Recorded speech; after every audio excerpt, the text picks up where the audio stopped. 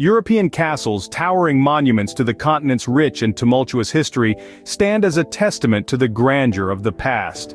These grand fortresses dotting the diverse European landscape have played pivotal roles throughout the ages. Serving as protective shields in times of war, they have also been the magnificent homes of royalty, enveloped in luxury and opulence.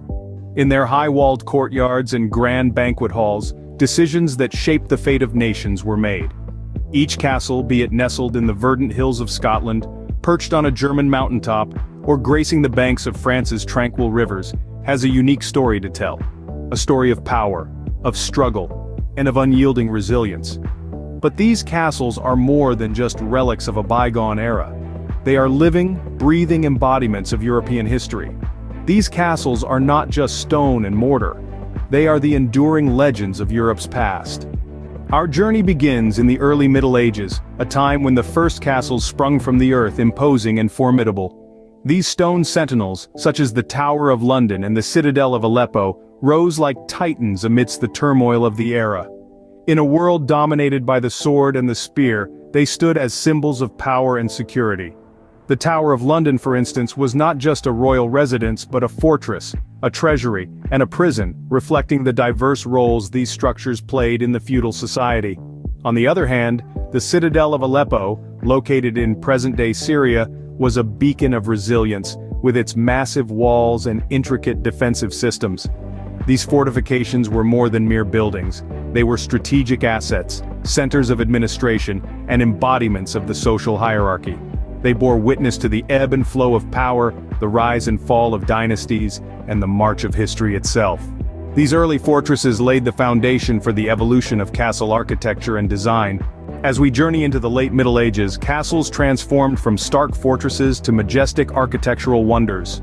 This era, known as the High Middle Ages, saw the rise of truly grand structures that were not just military strongholds, but also symbols of wealth, power, and the blossoming Renaissance spirit.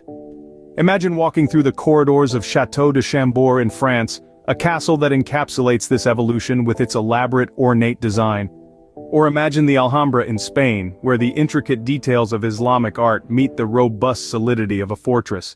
These awe-inspiring castles were no longer just about protection, they were about prestige. They reflected the increasing wealth of their owners, the nobility and the kings, and were often the setting for grand feasts, tournaments, and political negotiations.